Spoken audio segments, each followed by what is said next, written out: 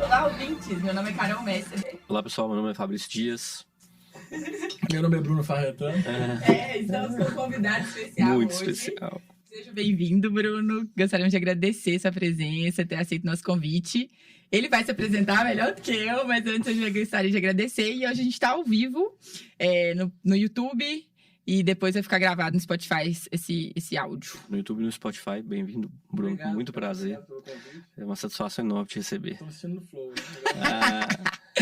Um dia a gente chega lá. A gente ainda vai chegar ainda com o número de...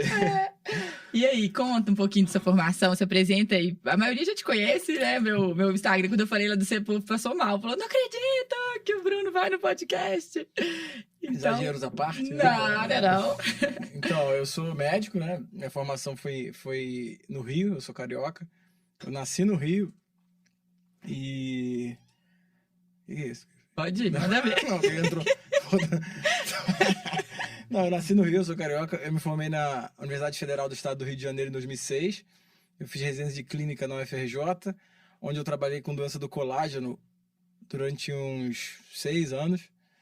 E trabalhei também com emergência, trabalhei no Rios D'Or, no Quinta D'Or. Trabalhei mais tempo no Copa D'Or na rotina, né? Aqui na em Minas fala horizontal, né? É, horizontal. Eu fui horizontal da clínica lá do Copa. E tive consultório e com uns quase 10 anos de formado, eu quis sair do Rio, né? Assim, eu quis sair do Rio mesmo, né? Uhum. A ideia foi essa, sair de um lugar que tenha muito trânsito e fui para Ubá, que é a cidade do meu pai, que é uma cidade de médio porte, né? Pequeno para médio porte no interior de Minas.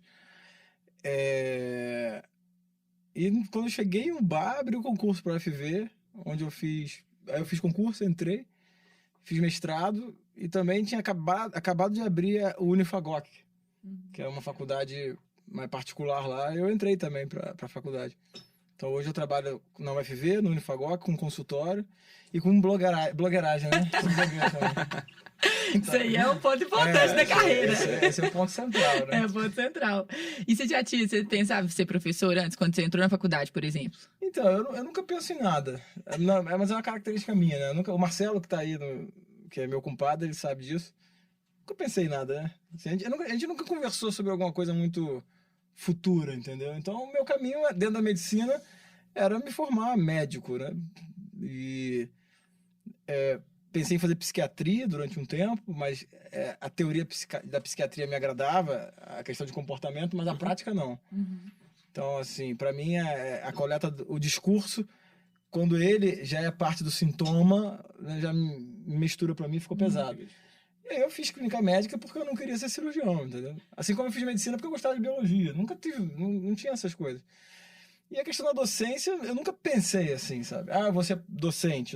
Mas aí como eu fiz residência na UFRJ e tinha muito aluno, e eu fui para um ambulatório de preceptoria, eu acabei transmitindo conhecimento, né? E quando eu fui para... Aí eu dei aula na Estácio de Sá no Rio também. E aí quando eu abriu-se, né, a roda da vida girando, a oportunidade de continuar dando aula na UFV, no Unifagoc, eu aceitei, mas não era um plano, não, nenhum planejei objetivo nada. de vida também. Não. Eu sou médico, assim, né? Eu brinco assim, a docência, ela é um subproduto da medicina, né? Assim, se for para escolher, eu vou escolher a medicina. E eu só posso ser professor de medicina porque eu atendo paciente. Esse negócio de professor que não atende, não rola, não. Ainda mais clínica médica, né? É. Ainda mais semiologia, né? Então, assim, eu acho que aí você... Fica muito distante, fica um abismo mesmo, que é uma das coisas que a gente vê na faculdade também, fica dissociado demais da prática, assim, a teoria. Pois é. Assim, o que me agrada é o dia a dia, né? Assim, de Exato. tudo, né? O dia a dia da profissão. Por exemplo, vir pra cá no podcast. Me agrada vir aqui, ver, conhecer, saber como é que funciona. Pô, muito melhor que o Flow, né? Assim, Chama a clínica maior do que Flow. Conhecer. Já lança essa hashtag Não, aí. mas é verdade. Assim, esse negócio da anamnese, eu aprendi a fazer anamnese no Rio de Janeiro, na praia, na Lapa. A gente ia, Marcelo tá aqui, tô apontando pra ele, mas ele não aparece. Quase que eu vi. Você vai ter que aparecer. Mas aqui, assim, não, a gente, na minha época de adolescente, de início da idade adulta, o Rio de Janeiro, um exemplo que eu dou lá na Lapa, né? Tinha o Rio Cenário, que era boate, sei lá, gigantesca, gente do mundo todo, sabe? Eu adorava conhecer as pessoas, entendeu? Falar com gente e tal, na praia. Então, assim, eu acho que a profissão, ela tá anexada a uma vocação maior, né? É o que o Joaquim Nabuco fala, né? As vocações são incompressíveis. Você não consegue reduzir uma pessoa, né, a medicina para isso. Não, é uma vocação, para mim, que é de interagir, entendeu? Isso tá muito ligado à minha pessoa, eu acho.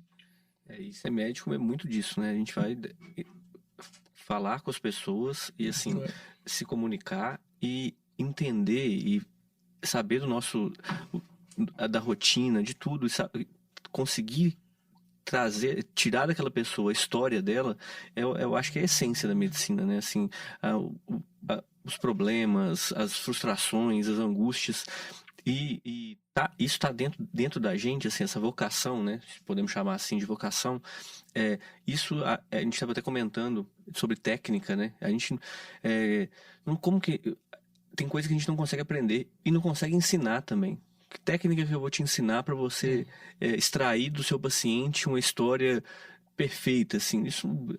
Tem técnica semiológica, lógico, mas assim, muita coisa é o dia a dia, é o aprendizado, é a vida mesmo. Porque no final das contas o ser humano é livre, né? Livre para dar relevância ao que ele quiser. Eu posso estar sentado lá do maior gênio da medicina, eu posso ignorar completamente. Então eu acho que essa questão da modelagem, né, que você vê alguém que faz aquilo bem e enxergar o que tá por trás daquilo e não é dito, né, que a gente estava falando no começo, né? Tem conhecimento que não é dizível, né? Não tem como você... Uma entrevista clínica, quando ela acontece, ela é irreprodutível.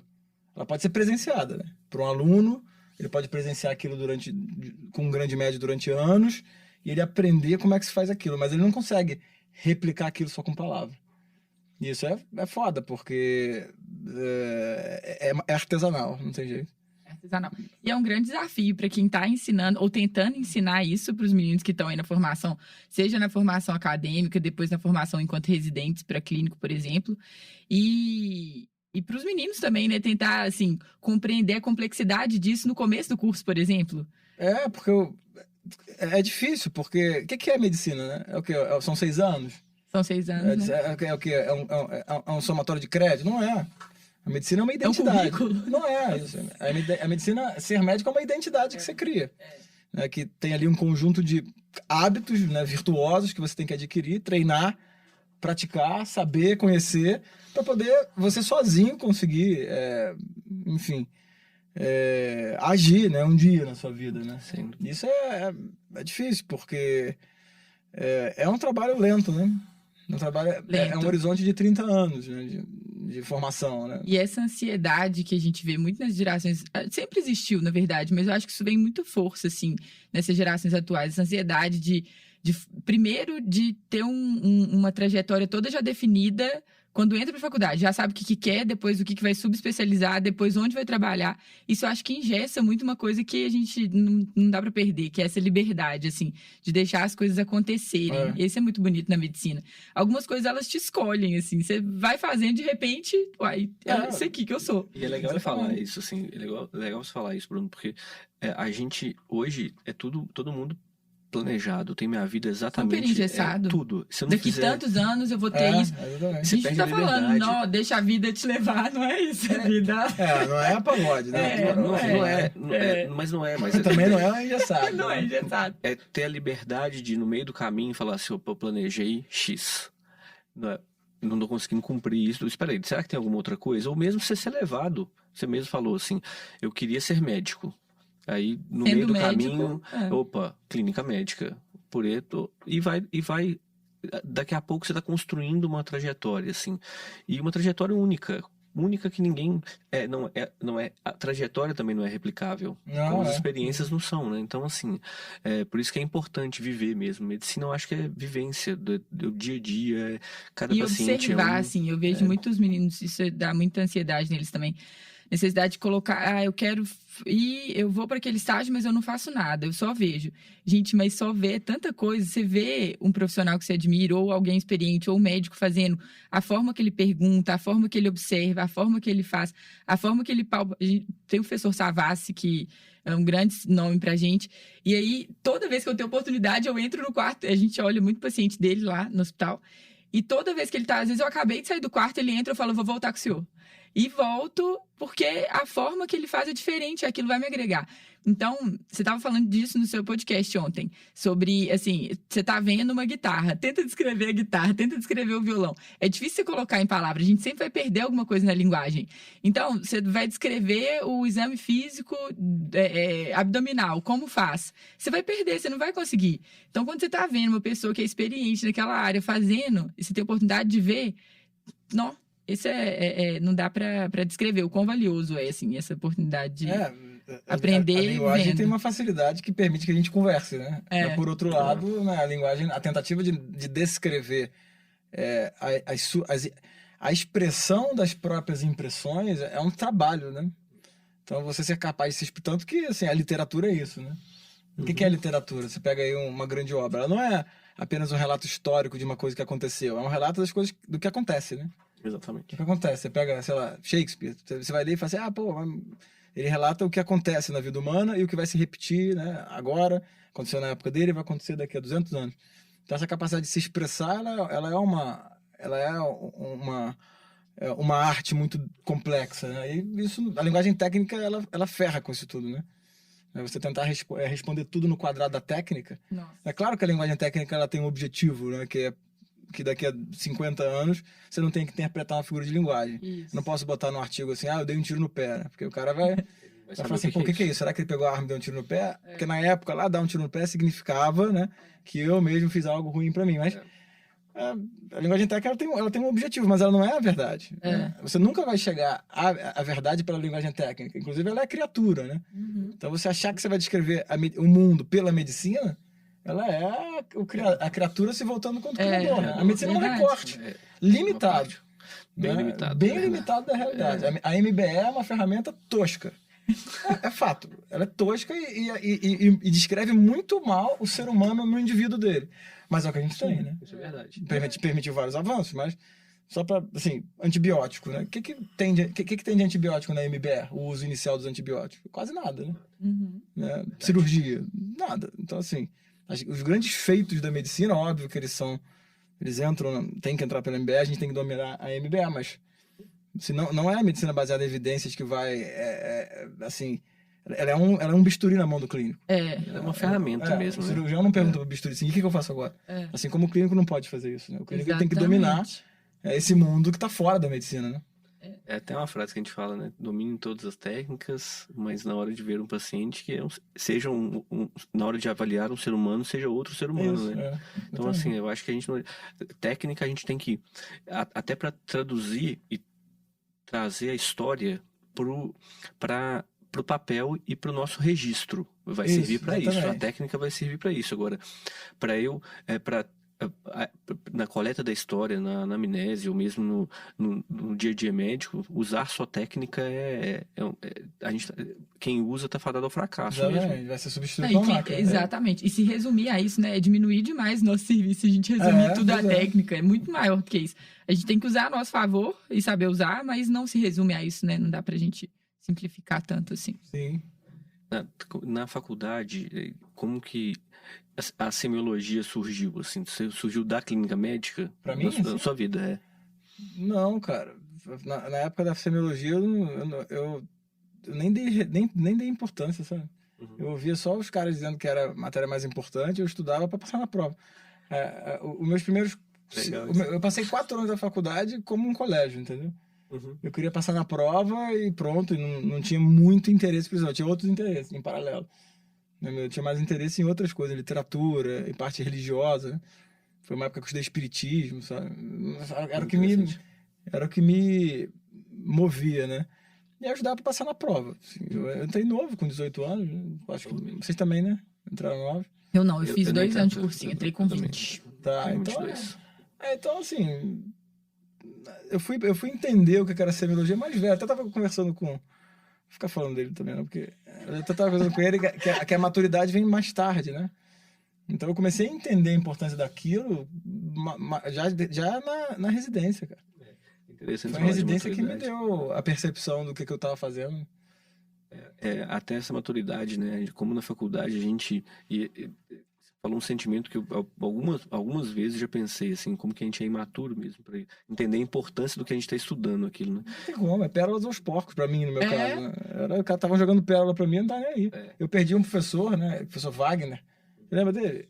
Da 7ª enfermaria, que, cara, era um grande clínico. Eu nunca sentei pra ouvir ele falar. Entendeu? É uma coisa, não dei relevância, entendeu? E assim, a gente, talvez seja o desafio do professor, aí, assim, tentar mostrar isso para o aluno, e que é uma coisa muito difícil, né? Assim, na imaturidade do aluno, tentar tirar, deixar ele, fazer com que ele saiba a importância daquele momento, né? Muito difícil isso. Então, né? é o que eu gosto de falar também, né? Ser professor é uma outra vocação, né? Diferente de ser médico. É outra coisa, né? Então você pode ser um ótimo técnico, e a faculdade precisa de técnicos. Precisa de alguém para ensinar avião elétrico, precisa de alguém para ensinar, sei lá, passar um marca-passo, vamos dizer assim. Mas o educador clínico é uma outra vocação, que é o cara que ele é capaz de transmitir o conhecimento para todos os alunos, né? Que eu acho que um professor, ele tem que... Para um professor, de cada 100 alunos, os 100 interessam. Né? Você tem que entender, mas essa história que fala assim, mas os alunos estão desinteressados, vão embora cedo. É esse aluno que me interessa. É esse aluno que eu quero chegar de alguma maneira nele, de algum jeito. Às vezes um pouco... Aí são ferramentas de linguagem, né? Às vezes um pouco mais duro, às vezes menos duro. Né? Eu vou mexer ali para esse cara ele se tocar. Né? Essa é a minha vocação. Né? Me interessar por cento. Porque a gente sabe, né? Você vai dar aula, vai ter 30% que vai gostar de você. Vai gostar de você porque gosta. Né? Aí você vai falar qualquer coisa. De graça. De graça. Esse aluno também me interessa, mas tá fácil. Tem aluno que já é bom mesmo, né? O aluno que é bom mesmo... Você bate o olho, você não pode atrapalhar ele. Você não pode atrapalhar o cara. Assim, tem aluno que você olha e fala assim, pô, ele é bem melhor do que eu era. Né? Eu tenho alguns... Mas eu tenho médicos hoje. Não, como eu sou mais velho, assim... Mais velho que eu digo assim... Eu peguei internos hoje que já estão com nome, assim... Eu olhava pros caras e falava assim, pô, esse cara é melhor do que eu, entendeu? E vai ser melhor, sabe? Então, um professor, ele tem que ter essa visão de se interessar por quem por quem não se interessa por ele, por quem pensa diferente, porque tem um partido político diferente, por quem ele tem alguma repulsa, por quem tem repulsa por ele. Então, essa é uma outra vocação, né? Você conseguir mexer naquela alma inerte, né? Em vez de ficar reclamando, né? Pro teu grupinho, né? Porque... Verdade. Isso é desafiador, Isso assim. Esse é o maior desafio. Muito legal. Essa é a maior graça da docência. É a maior graça da docência. Esse desafio fala assim, esse fulano não tá prestando atenção, não, é ele. Exatamente. Transformar, né? Ele começou desinteressado, no final ele tá te agradecendo que então você aproveitou aquilo. Então, e aí é sempre a mesma frase, né? A pessoa fala assim, nossa, é engraçado, né? Você mudou tanto, né? Eu falei, não mudei nada, você que mudou. Senão assim, eu não gostava de você antes, né? Agora eu gosto. Eu falei, pô, obrigado. Obrigado. São as frases que se repetem, né? É verdade. Quando você vai na pessoa que tá ali, que você sabe, aí você vai e começa a mexer, a pessoa vai se... Porque um professor, ele tem que ser aquele cara que... ele pode ser uma intervenção única, mas a pessoa tem que sair diferente, né? Tem. Porque na docência tem essa habilidade. Isso é que é o bonito do professor, de ser professor, assim. Eu acho que essa é a ferramenta que a gente tem na mão, assim, eu como professora agora. E é legal porque eu dou aula pros meninos no 4º período, de uma matéria que eu nem sabia que existia até eu ser convidada para dar aula, que é de DIC, que é praticamente caso clínico, assim. É discussão de caso clínico. E aí é muito bom, porque eu trago para os meninos, eles estão começando no 4º período, eles têm patologia, microbiologia, isso dou aula nas ciências médicas aqui. Patologia, um pouquinho de microbiologia, estão começando na semiologia. Então, eles estão meio que abrindo os olhos, assim, para essa parte mais prática da medicina. E aí, a gente traz casos clínicos de todas as áreas iniciais, assim. Então, sistema cardiovascular, aí vem valvopatia, mas o conhecimento aplicado em caso clínico, a realidade. E aí, traz esses primeiros conceitos, e aí eu trago essa visão de quem está na prática e tudo. E depois eu dou aula para o 6º, quando os meninos estão entrando no ambulatório, e no internato, quando eles estão terminando. É muito bacana, assim, pegar nessas fases, os desafios de cada fase são únicos, assim. No internato, a gente estava conversando, passou a primeira turma, e o internato é novo no hospital, não existia antes. Então, para a gente também foi uma questão, como fazer os meninos aproveitarem melhor no ambiente que a gente não foi criado, assim, o nosso internato foi no ambiente todo SUS, né, e hospital particular. Então, como fazer os meninos aproveitarem melhor, como tornar o estágio proveitoso para eles, que amanhã eles são médicos, assim. E o desafio é de despertar neles esse interesse pelo conhecimento, sendo que a prova de residência está chegando, eles estão formando um tanto de distrator, assim, um tanto de coisa que contribui para eles se distraírem nesse caminho, também foi uma coisa que a gente estava, que nos desafiou, né, enquanto profissionais, assim, enquanto educadores. Foi a época, mas é bem isso, assim, de trazer os alunos eles já entram. Eu falo que ele entra de costa para sair mais rápido mesmo. Assim, ele quer que aquilo acabe logo. Ele não quer. Isso aqui para mim é um problema que eu tenho que resolver. E a gente transformar esse problema num momento de aprendizado, de que você vai aproveitar. Eu acho que esse é o nosso papel, assim. E aí uma aluna mandou mensagem esses dias, ela fez uma prova e eu sempre brinco, falando assim, gente, esse paciente aqui, ele cai na prova, porque os pacientes, a prova replica, né? É muito pequenininho você pensar em prova, mas também a gente não pode excluir esse fator que é importante, né? Mas aí eu brincava com eles, falei assim, isso aqui fulano cai na prova, viu? E aí caiu um caso e ela conseguiu acertar, era um caso difícil e tal, aí ela falou assim, Carol, lembrei de você falando que fulano caiu na prova. É muito gostoso isso, receber esse retorno, assim, quando a gente consegue motivar e consegue fazer essa diferença, é muito gratificante. A gente tem muito, eu brinco que eu ganho muito mais do que eu recebo muito mais do que eu dou, porque é isso, assim, você sentir que tá mudando de alguma forma ou despertando um pouquinho desse amor e dessa beleza que a gente vê da medicina mesmo. Eu acho que isso nos une, assim, vendo, a gente tá se conhecendo hoje pessoalmente, né? Era só do mundo virtual. Mas vendo virtualmente era uma coisa, um ponto muito em comum, assim, nosso. Estava comentando mais cedo sobre a questão do professor e do clínico, né? Do médico que atende. Você também tem carreira acadêmica, assim, acadêmica de produção e tudo, pesquisa? Não, calma, assim... Não, eu sou professor da UFV e tenho mestrado. Tá. Mas assim, eu não estou envolvido com pesquisa. No máximo, um relato de caso. Assim, olha lá, assim, mas não tem... A gente... É porque é outra... assim, tem uma vez eu fui na palestra do cara que era editor do Cécio, né? Ele usou um termo que era tipo o cara que quer ser jogador de futebol americano e jogar em todas as posições. Não dá, né? O cara que tá atrás, ele é mais forte, né? O cara que tá na frente corre mais. Não dá pra ser, pelo menos pra minha realidade, ser pesquisador, ser professor, ser médico e blogueiro, né? Tem que tirar alguma coisa. Consome muitas horas. E blogueiro eu não vou parar. Não, tem que escolher, fazer escolhas mesmo. Eu tô perguntando isso porque a gente tem serviços, assim, o FMG é um exemplo, mas a gente em São Paulo isso é muito frequente, assim. O professor, ele é pesquisador, e você traz uma coisa que eu acho que desde a faculdade eu penso que é o professor clínico. Muito diferente. Os meninos amam, assim, eles ter esse professor clínico no quarto período, por exemplo, é como se abrisse os olhos deles, assim, eles falam assim, nossa, mas é isso. Mas aí é o seguinte, o educador clínico, né, ele não precisa ser um pesquisador. Ele é um homem sem dúvida. Que, assim, ele não é um cientista. Isso. Ele é um homem que fala a língua da ciência. Exatamente. Mas ele é um homem que fala a língua das pessoas. Exato. Então, eu tenho que saber as múltiplas vozes que existem. E aí não tem outro jeito. É literatura, é arte, né? É arte. Ciência humana. Então, o educador clínico, aquele que vai educar o sujeito a ganhar uma identidade médica, ele não precisa ser um cientista, né? Ele é um cara que fala essa língua. Ele é capaz de ler, de entender um artigo científico. Sim. Mas também, ao mesmo tempo, ele não é um picareta que não lê isso. Né? Ele entende a linguagem humana. Então, é o que o professor Ricardo Bastos fala. Né? O médico não é um animador de festa, né? Ele é um cara que está ancorado na ciência. Né? Mas ele tem que trazer aquela linguagem da ciência, pegar a linguagem do paciente e fazer o que o que tem que ser feito. Interpretar a história. Traduzir e conseguir explicar ainda, né? Que é o desafio. E dar solução, né? Muitas vezes. Né? Assim, fornecer para o paciente, para a situação que é um problema ali,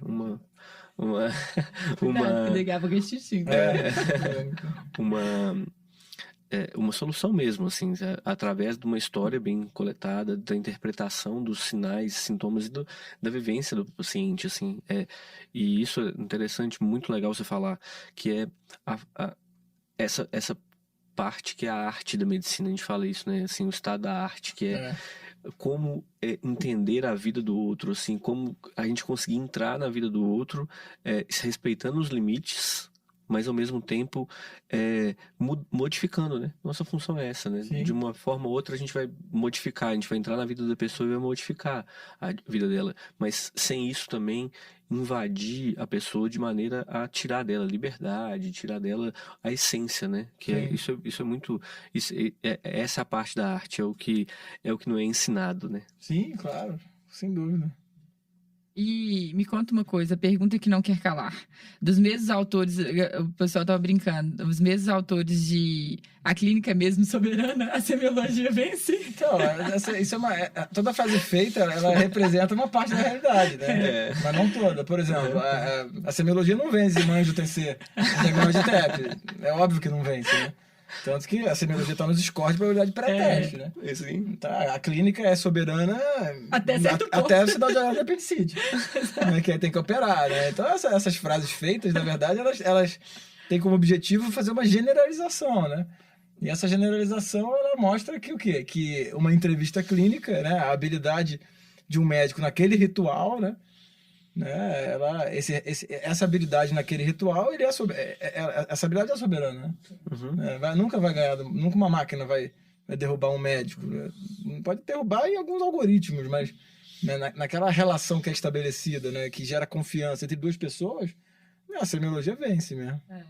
Vence de goleada. De goleada. Eu já ouvi de um emergencista, porque aí a gente, até dentro da UTI, tinha um emergencista de plantão, ele estava falando de um paciente, olha, semiologia é soberana. Eu falei, não, mas essa frase está errada, é clínica. Ele falou, se não fiz clínica, eu fiz emergência. Então a semiologia é soberana.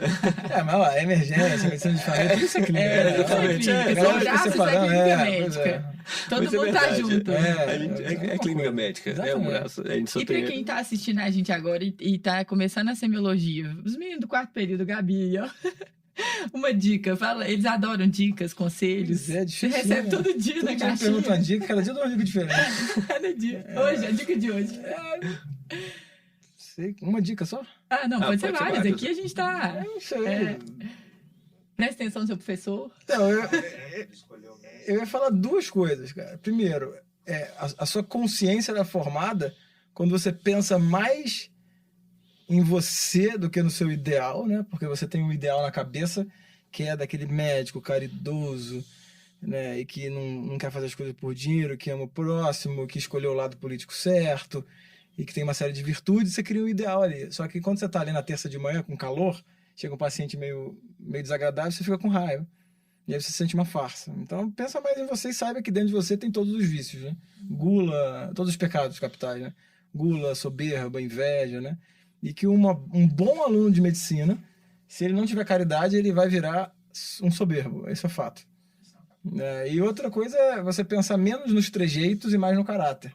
Porque o aluno de medicina hoje, ele adquire os trejeitos médicos. Ele sabe como botar um jaleco, ele passa a usar uma outra linguagem. Por exemplo, o paciente fez febre e não teve febre, né? Esquisito, né? Uhum. O paciente fez febre, né?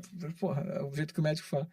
E a gente aprende a botar o estetoscópio no pescoço, aprende a ter pose, aprende a se cumprimentar, a falar com outro médico, ganha intimidade com as equipes e esquece o que é o caráter, né? E lembrar que o mal não é feito pelo mal, de modo geral. Aquele o meu malvado favorito, né? Que tá lá e nasceu e mora num castelo, né? Assombrado e tem o desejo de fazer mal. Não é, esse sujeito mal não existe. As pessoas fazem o mal achando que estão fazendo bem. E essa pessoa que faz o mal é a gente. É a história que eu gosto de tirar do livro do Alexandre Harvard, tem um livro chamado Virtudes e Liderança, se não me engano. Não, Criados para a Grandeza, que ele fala de uma história de um casal que estava lá, né, morava num bairro do interior, que tinha um cachorro, um carro, trabalhava, tinha vizinhos e um filho. Tinha um filho. Uma vez o filho começou a chorar, não pararam de botar o filho dentro da geladeira. O filho morreu. Tá óbvio que isso aí é uma negligência cruel, né? Mas não era uma pessoa... Quem viu aquilo se surpreende, né? Como que essa família tão normal faz o mal? Então a gente tem que refletir nisso, né? Nós, tão normais, né, com um ideal de tanta bondade, nós somos capazes de fazer mal. Né? No próximo plantão.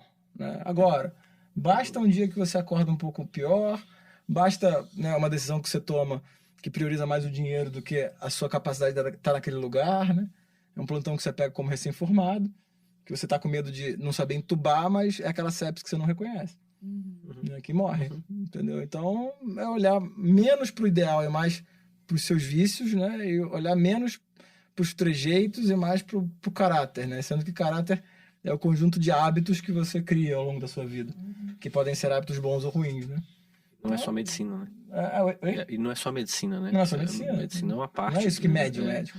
Um bom médico, ele não é medido pelo quanto ele sabe de técnica. Porque o que ele sabe de técnica é obrigação. Um bom médico é medido pelo conjunto de virtudes que ele adquire, né, nas relações profissionais dele ao longo da vida, né? Isso para os adultos, né? No mundo dos adolescentes, que eu brinco que os alunos são meio adolescentes, né?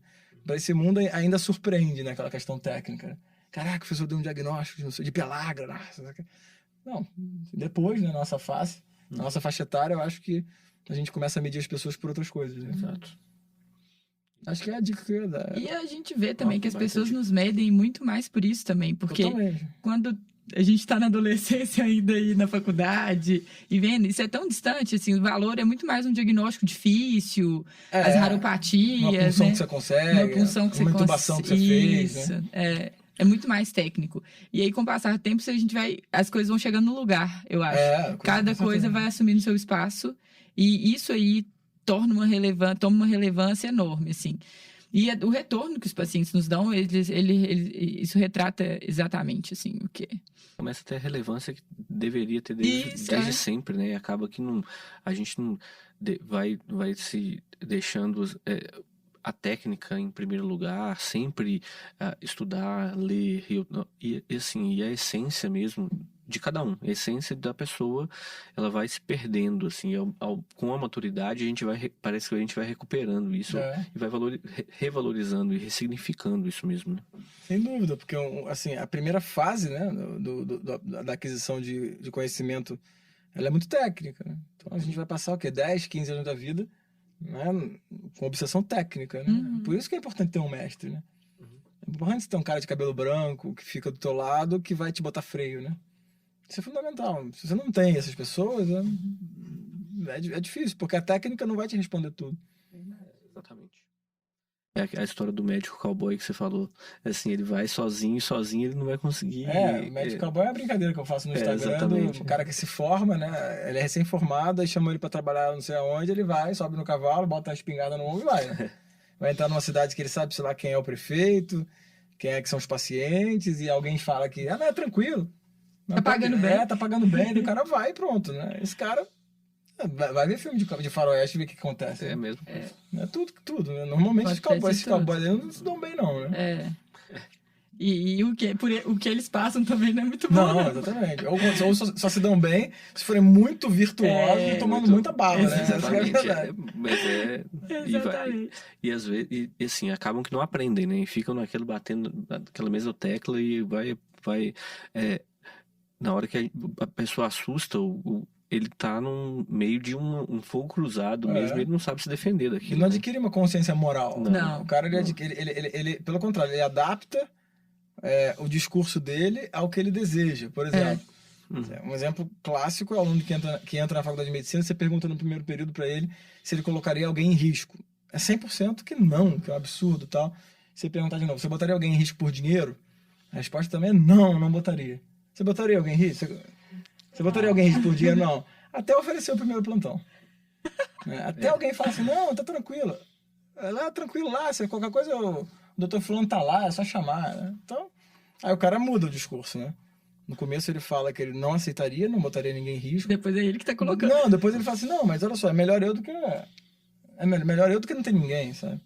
Melhor eu do que aquele médico desatualizado. Aí o cara muda o discurso dele, né? Pra adaptar, né? Ou seja, é uma ausência de consciência moral, né? A consciência moral é justamente a capacidade de você discernir o certo do errado. Né? Então, e isso não é relativizado. Não é. Você não tem como. Não é relativo. Isso não é relativo. Não dá Isso não é uma resposta ao desejo. Não. Né? Eu quero ganhar dinheiro, vou pegar esse plantão. pô, mas não é certo, né? Mas não, mas peraí, melhor eu, pô, pelo menos eu não... E aí você vai se convencendo e criando argumento pra também mostrar. Eu acho que no fundo você não se convence, não. Mas você tenta. Aí chama um colega tão imaturo quanto pra dar plantão junto, né? Aí divide o valor. Né? Vamos fazer o seguinte, vamos dividir esse raro, plantão. mas acontece muito. É raro, mas tá sempre acontecendo. E aí acabou, né? Assim, a consequência disso a médio prazo é uma insatisfação, né? Eles me perguntaram outro dia qual que é o conselho que eu dava para um recém-formado. Falei, conseguir falar não. Falar não para esse tipo de coisa. É difícil. Ficar em casa, né? Falar não, assumir que você não tá pronto e que não é melhor isso, você topar, do que não ter ninguém. Às vezes é melhor não ter ninguém, até conseguirem trazer alguém que tá apto pra fazer aquilo. Não, outra coisa, se não tem ninguém lá, é problema do diretor técnico do hospital. Exatamente, não é seu. Eu acho que você tá assumindo um problema que não é seu. Exatamente.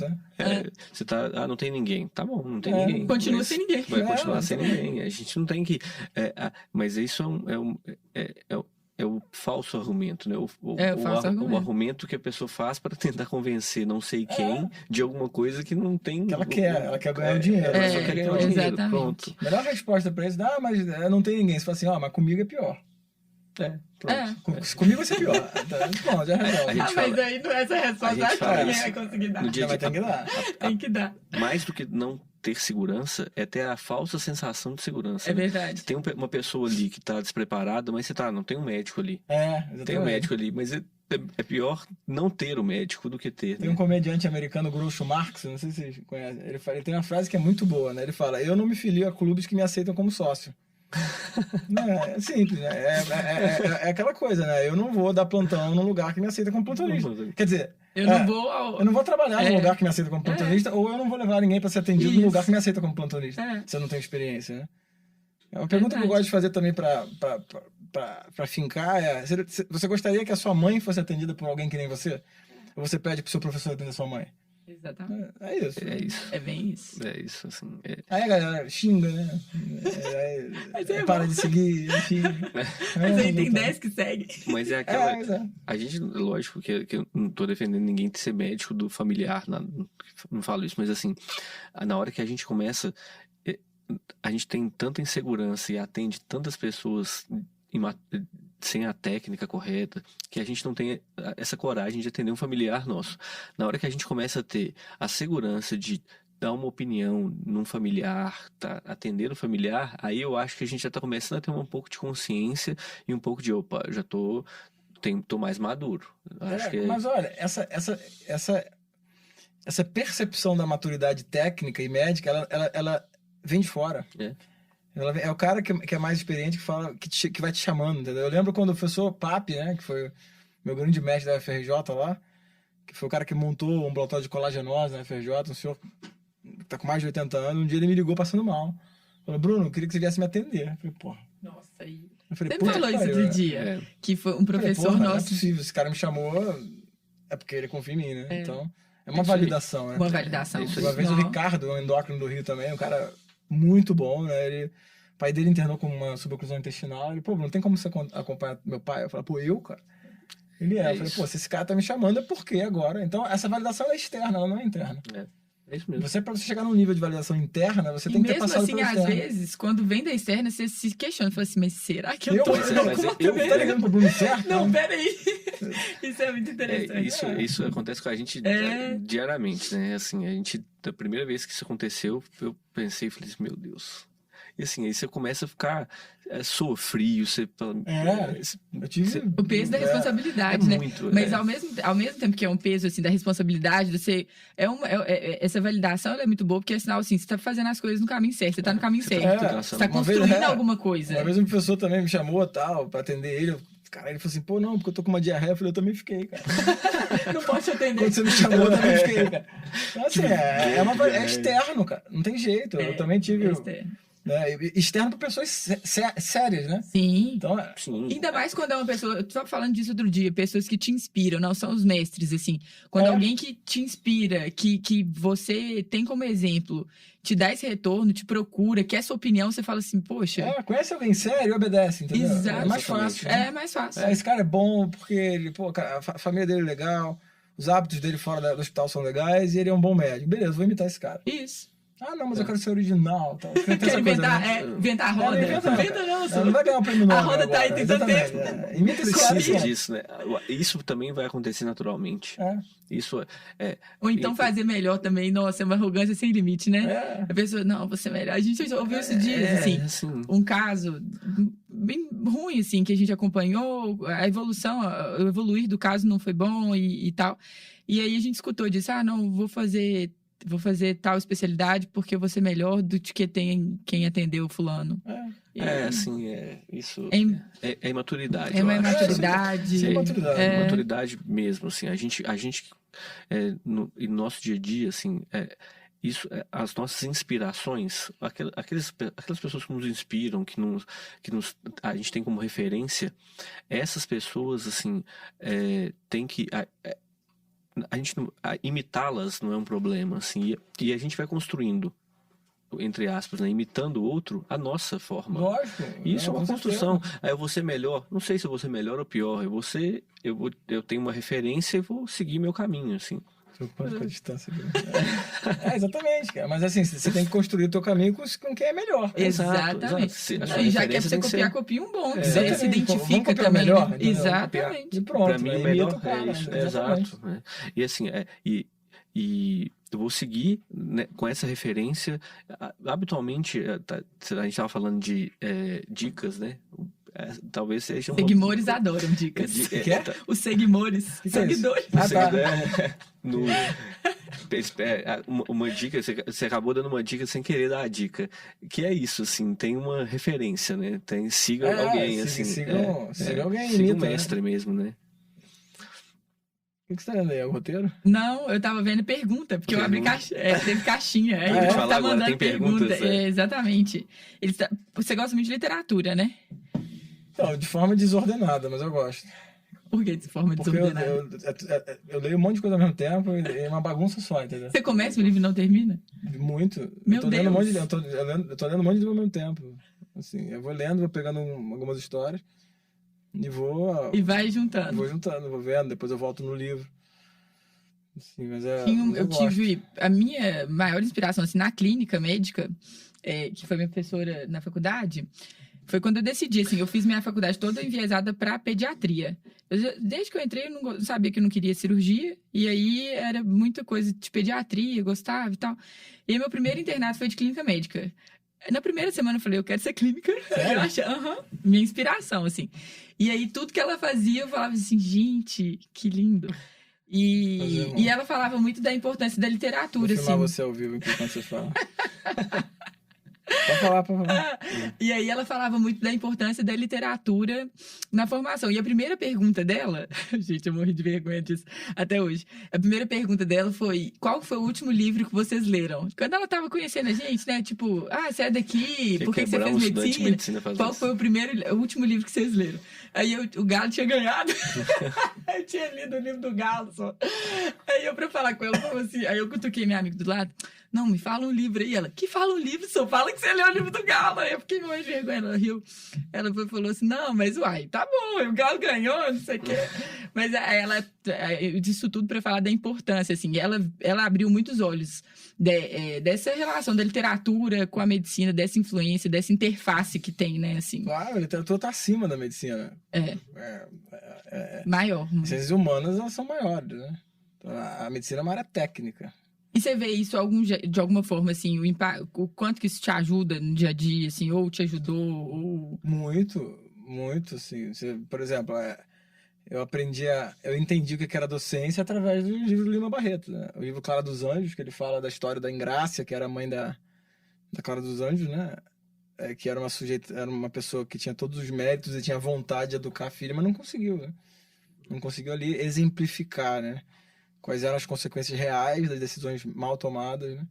E dá um problema danado. Então, assim, os grandes autores, eles têm essa capacidade de se expressar, né? Uhum. Você pensa assim, aquele cara que sabe fazer uma intubação perfeita, né? Beleza, tem alguém que sabe escrever perfeitamente. E esse cara é capaz de descrever a natureza humana, né? Então, essas pessoas, elas são fundamentais para a formação de um médico, né? Porque ele precisa entender quais são as linguagens, o que as pessoas trazem ali, né? E a forma, né, que isso é feito também. A gente lendo, consumindo isso que a gente consegue É fundamental, Entender. né? É fundamental, sem dúvida. Esse negócio que você falou, há um ano eu tive uma aula com um cara que trabalha com gestão de empresa, e ele falou que teve um concurso de emprego, uma seleção, com os melhores alunos da PUC do Rio, eu acho. Assim, aí pegaram lá, sei lá, os engenheiros, os melhores para trabalhar num banco. Aí as perguntas eram: qual foi o livro que você leu?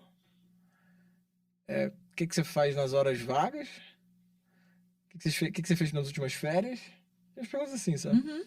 Entendeu? Porque é o que a gente estava conversando também, né? A parte técnica é o básico, né?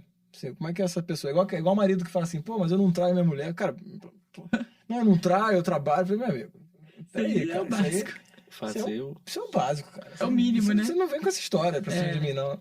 É o mínimo, saber a técnica, né? Dominar a medicina baseada em evidências, né?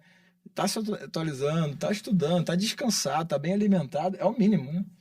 Assim, É o mínimo, tá entendeu? pronto para atender o paciente, né? Tá pronto, né? Isso aí te Igual um coloca... atleta, né? Exatamente. Igual um assim. atleta, né? E a gente vê, às vezes, as pessoas colocando o mínimo, o básico, como um objetivo, né? Ah, eu quero... Isso tem que ser o ponto de Ou partida. nem querendo não, isso, né? não quero ser ou nem tão bom. querendo isso, exato. Eu fui num congresso de pneu, falar até sobre educação, né? Numa mesa. E aí tinha um professor lá, cara, da USP, assim, aqueles caras... Quando eu nasci, ele já tava velho, dando aula. E ele veio falar que ele foi dar uma aula, numa terça ou quarta de manhã, que ele comentou antes da aula, assim, com os alunos, na USP, tá? Ontem, sabe quando você tem aquele dia, assim, que você vai pro consultório, aí vai dar aula, aí chega às 8 da noite, um paciente seu complica, você acaba indo pro hospital, chega em casa às 11. Ele comentou na aula, assim, ontem foi um dia pesado, eu acabei chegando em casa às 11, e alguns alunos já falaram assim, professor, a gente não quer essa vida, não. Entendeu? Comentaram assim, a gente não quer essa vida, não, professor, a gente quer uma vida mais tranquila. Nada contra ter a vida mais tranquila, mas é uma incapacidade de olhar para aquele cara e falar assim, porra, se esse cara tá nesse nível, é esse ponto, e teve ontem um dia que nem esse, né, eu quero aprender como é que foi, né? Como que ele Como é que passou você por isso? Por que você passou por isso? Né? Por que você não foi? Isso. Eu sempre gostei de perguntar essas coisas. Mas, cara, por que o senhor não deixou só o médico do... Por que você não do pediu plantão alguém atender? pra... Por que você não pediu alguém? Essa pergunta a gente escuta sempre, né? Assim, Mas por isso que ele tá lá. E é isso que é difícil de entender, assim, Por isso pra que quem... chamou ele, né? por isso. Por isso chamou ele, exatamente. mas precisa de estar ali? Mas esse horário precisa de ir no hospital? Mas aí Não, é uma não quero pergunta ser, mais profunda. Qual tipo de médico, né, que você quer ser, que você vai se propor a ser? Qual identidade você vai criar, Qual né? identidade você vai criar? Porque Como que você há uma atender? crise de identidade, né? Na medicina, né? Há uma crise de identidade em tudo, eu acho. Aí falar, tem como cortar isso, não, né? É porque falar crise de identidade em tudo parece que... Não, eu não tô falando nada, né? Você não tem correspondência nenhuma. Mas o que eu quero dizer é o seguinte, o exemplo do padaria, né? Eu adoro dar o exemplo do padeiro. Eu não sei se vocês já viram. Eu falando do padeiro, né? Você pega lá um menino que o bisavô era padeiro, o avô era padeiro, o pai é padeiro. E com 6 anos de idade, o moleque tá dentro da padaria já, né? Então esse moleque, cara, com 12 anos... Primeiro, esse moleque não vai viver a adolescência, que a adolescência foi uma invenção, né? Porque dos 12 aos 18 anos, você fica em casa com seu pai dizendo assim, seu único trabalho é estudar, vai dar merda na cabeça do moleque. Você chega pra um adolescente que fica no Instagram o dia inteiro, jogando videogame o dia inteiro, e fala, o seu único dever, a sua única responsabilidade é estudar. Você não precisa fazer mais nada. Vai dar merda. Esse moleque vai se revoltar contra você, cara. Então, e aí você pega esse menino que, porra, esse menino com 18 anos, né, que ele tá na padaria desde os 5, ele já é padeiro. E ele é padeiro mesmo, sabe? Ele sabe, né, o que é ser padeiro, ele sabe como é que os padeiros conversam no sábado, ele sabe como é que os padeiros jantam, ele sabe aquilo tudo. Então, assim, quando queima um pão, não queima um pedaço dele. E ele representa para aquele lugar o sabor de uma época inteira, né? Porque a padaria do bisavô dele, ela faz o pão, e o médico, ele é um sabor de uma época, entendeu? Você tem que ganhar uma identidade, né, ao longo da sua vida, para você ser um médico, né, que você seja o sabor da medicina para um subgrupo de pessoas. Um subgrupo de pessoas daquele ali, né? Aí você pega assim, imagina um garoto que tá querendo estudar administração à noite, arruma um trabalho na padaria, faz um curso de 3 meses de como fazer pão, e ele vai lá e entra na padaria para estudar à noite. Ele não é padeiro.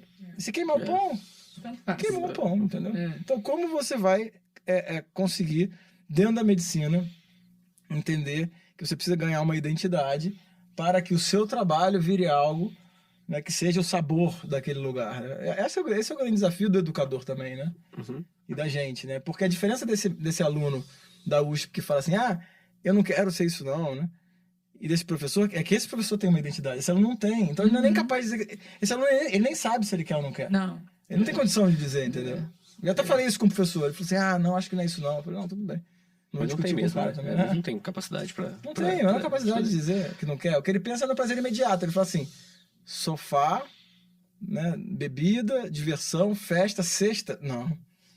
Não, pô, eu não vou chegar em casa. Eu quero trabalhar de 8 às 5, né? Horário comercial. Aí vai na terapia, né? Aí tem um bando de psicólogo ruim da cabeça também, que fala, você tem que pensar em você, né? Tem que pensar na qualidade de vida. E vira um inferno a vida, né? E outra, né?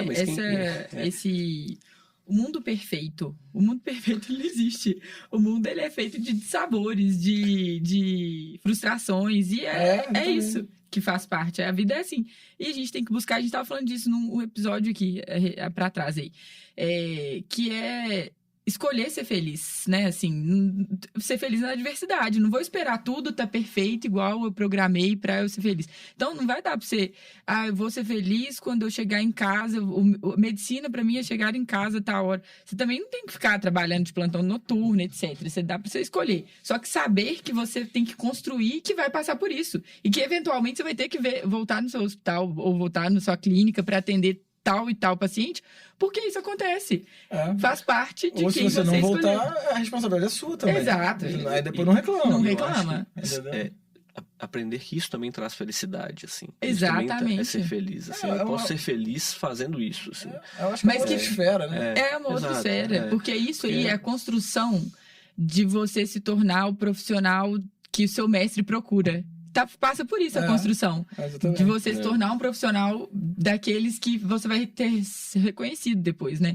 Então, isso é construído mesmo. Exatamente. Assim. Você chegar e falar assim, cara, eu hoje posso entregar minha saúde pra esse cara. Isso. Porque eu sei que se precisar dele vir 11 horas da noite no hospital pra mim, ou que ele é capaz de gerenciar os meus problemas. Exatamente. Pronto, é isso. Exatamente. Não, o professor Savassi, que eu falo sempre dele porque a gente convive muito, então a gente sempre vê a forma que ele faz. E ele, anos e anos, uma referência, teria gente super experiente e capacitada para fazer.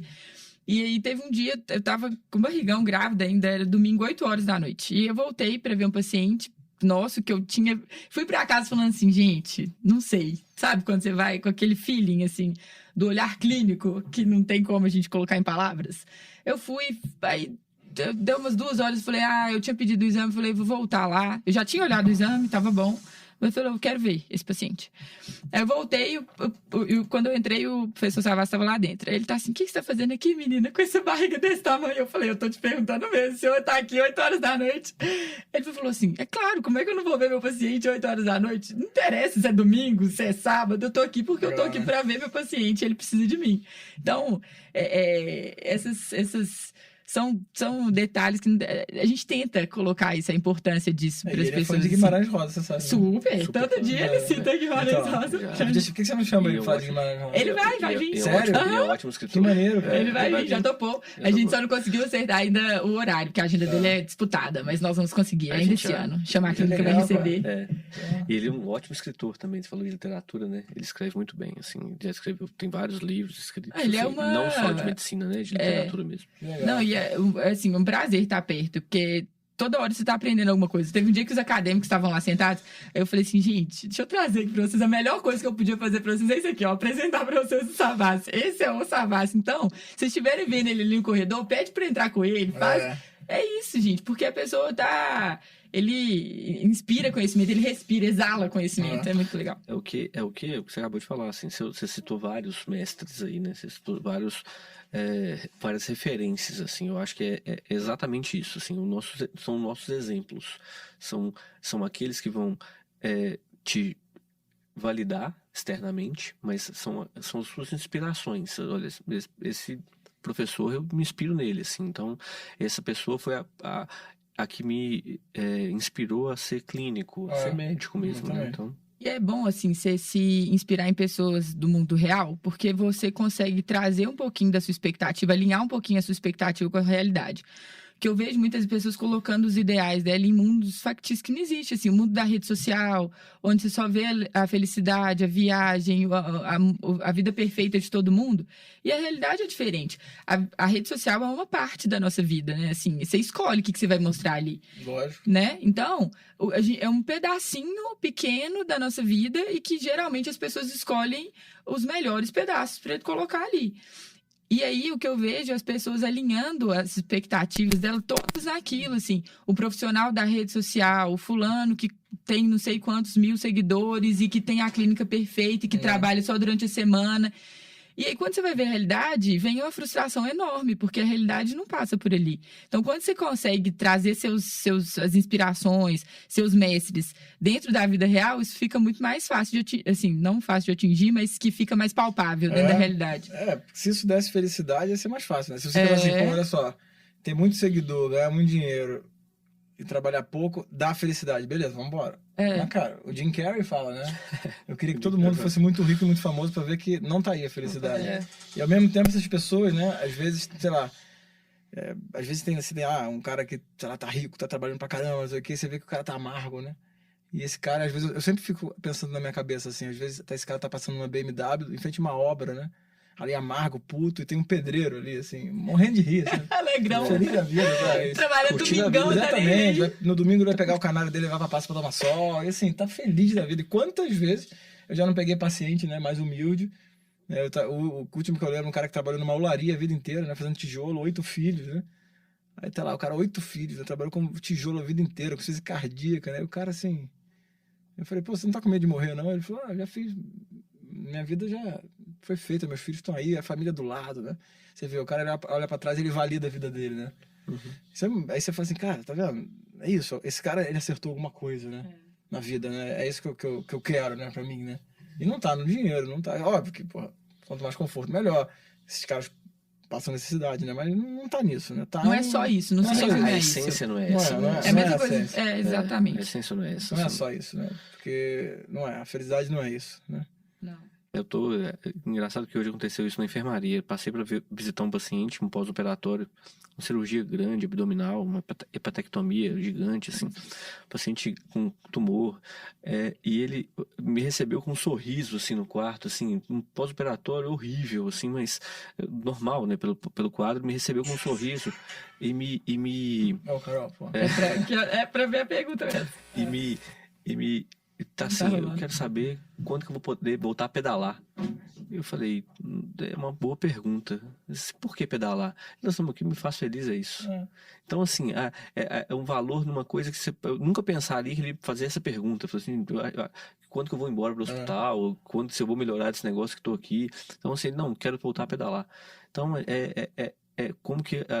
É simples, assim, às vezes os desejos são...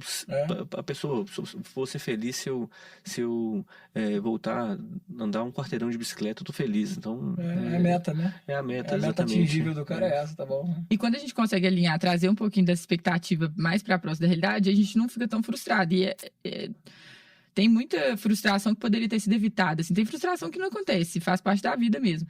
Mas quando a gente consegue baixar um pouquinho o sarrafo da expectativa, você consegue ficar menos frustrado. Né? Ajustar, né? É isso mesmo. Teve mais uma pergunta. Deixa eu só abrir aqui pra ver. Na verdade, teve várias, mas algumas a gente já respondeu. Você vai perguntar que dia que essa palestra dá sangue? É hoje, né? É hoje. É hoje? 18 horas? 19. A palestra, então, é hoje, 19 horas. Não percam, a Gabriela vai estar lá amanhã. Perguntaram também a minha amanhã, 11 horas da manhã, por favor, todo mundo. O tema é super legal, que eu vou falar sobre paciente complexo. Complexo, né? Isso é bom. A sua vai ser sobre o quê? Porque semiologia importa. Muito bom isso. Então, porque semiologia importa, vai estar na palestra. Dá uma prévia aqui. A gente teve um spoilerzinho aqui. Pode falar um spoiler. Não, o spoiler é do que é a semiologia, né? O que é a semiologia? É uma disciplina, né? É uma especialidade? O que é a semiologia? E o que é que importa na vida, né? Acho que as perguntas são isso é bom. A resposta vai ser boa. Olha, primeiro, acho que de perguntas foi quase tudo. Tem alguma outra coisa que você pensou da gente abordar?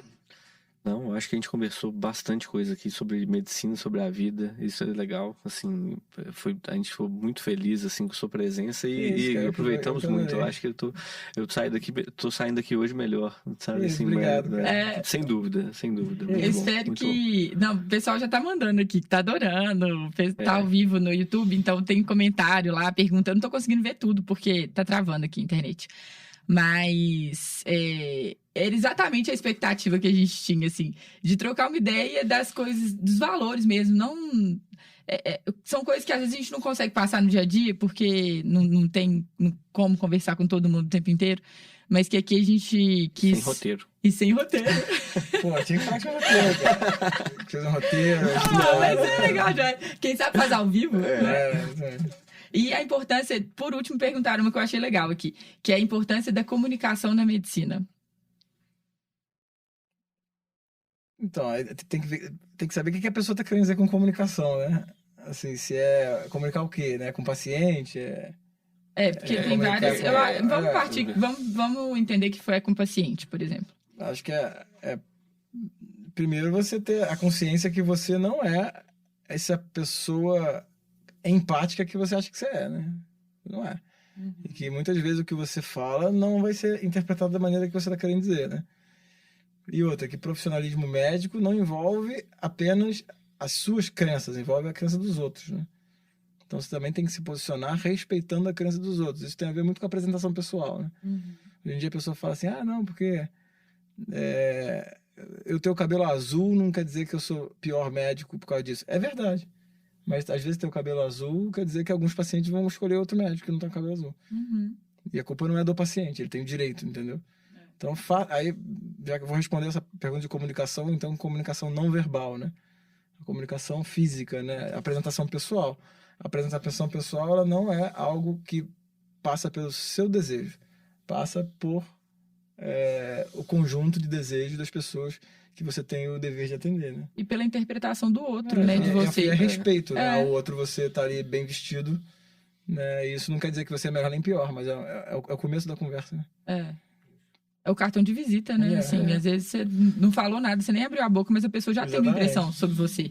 Já criou, né? Uma imagem. Já Então, começa a relação médico-paciente assim, eu acho que ele não vai ser construído, né? a Dificilmente vai ser gente construído. fala, eu já falei sobre isso também, é que a gente passa uma mensagem com a nossa Lógico. imagem, querendo ou não, a gente passa. Claro. Já que a gente passa, vamos escolher a imagem, a mensagem que a gente vai passar, né? Assim, O que eu falo pros alunos você pode fazer o que você quiser, não tem problema nenhum. é. Pode ir desenhar um capeta na testa, pintar o cabelo do jeito que você quiser. Você não pode exigir que as pessoas né, te respeitem, só isso. Ou que interprete da maneira que você gostaria, né? Exatamente. Não tem Você jeito. faz o que você quiser, mas se responsabiliza. Isso. Se o consultório ficar vazio, se ninguém quiser que você trabalhe lá, tudo bem. Isso é opção. Você tá é sua fazendo o que opção. você quer. E entender que a gente também não faz só o que a gente quer da vida, né? Exatamente. Aí Isso é importante. Já Aí é um um passo pouquinho. além, né? É uns dois.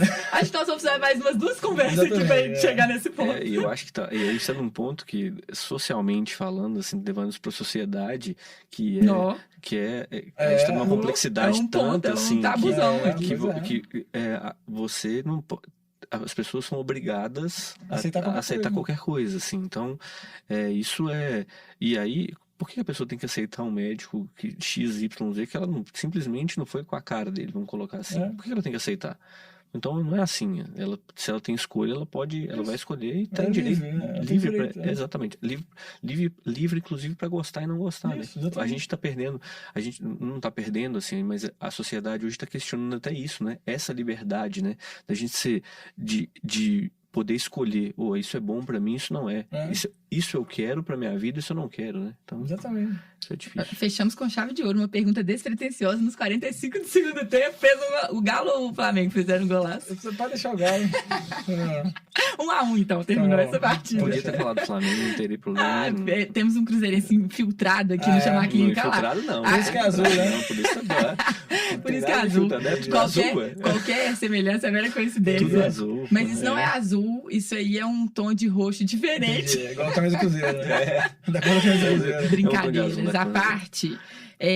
Vamos fechar. Primeiro, gostaria de agradecer mais uma vez, foi muito legal. Acho que superou muito nossas expectativas. Foi ótimo. Pô, sério? Juro? Foi muito Você bom. achou que ia ser um negócio raro? Não, né? achei que ia ser excelente, foi mais do que excelente. Entendi. Foi muito bom, foi muito bom Muito mesmo. bom, cara. É. Eu espero que você tenha aproveitado também, Não, você tenha adorei gostado do também. bate-papo, assim, foi muito bom mesmo. Vai voltar no Chamar Clínica? Só com o professor Savassi. Se a gente chamar. Então pronto. Aí, nossa, mas conciliar a agenda de vocês vai ser difícil? Não, fala de acreditar que eu vou ver. Então pronto. Então fechou. Pra falar sobre a hora e a vez de Augusto Matraga. Nossa, aí vai. Nós vamos ter que separar 3 horas de estúdio. Vamos fazer uma live aí, igual fizeram aí, 24 horas. Exatamente. E pra fechar, os recados finais, Se inscreve no canal, se inscreve no canal. ative o sininho lá pra você receber Manda as sugestões novidades, né? de temas. Entrevistados também podem mandar sugestão que a gente tá aceitando. Temas entrevistados, segue a gente no Spotify, é só o Chama Clínica também tá no Instagram, @Chama Clínica. Tem o café, faz o seu jabá, café com sêmio? Café com a Semi, No Spotify? No Spotify, Café com Sebe no Spotify e o @Bruno.Farnetano. isso. Segue, @Mestre Carol. @Mestre Carol, E também no Instagram. também no Instagram. Então, segue a gente lá, eu acho que tem muito conteúdo legal que a gente tá produzindo. E Tem o muita- pessoal adorou esse formato de ao vivo no YouTube. Porque, por mais que a gente não consiga interagir tanto com eles, assim, eles mandam as perguntas, depois a gente responde, fica super legal. Legal.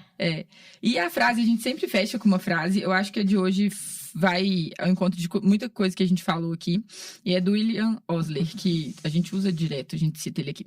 Nada irá sustentá-lo mais fortemente do que o poder de reconhecer na sua rotina monótona a verdadeira poesia. A poesia do lugar comum, da pessoa comum, simples, cansada da vida difícil, com os amores e suas alegrias, com suas dores e tristezas de uma vida comum. Então, acho que é isso, assim, tem beleza na vida comum. Lógico, tem E- um santo que fala A isso. gente falou de simplicidade agora, né? Estamos Hã? falando de simplicidade agora, né? E é isso, foi um prazer. Até a próxima. Obrigado, pessoal. Um galera. abraço. Valeu. Fechou.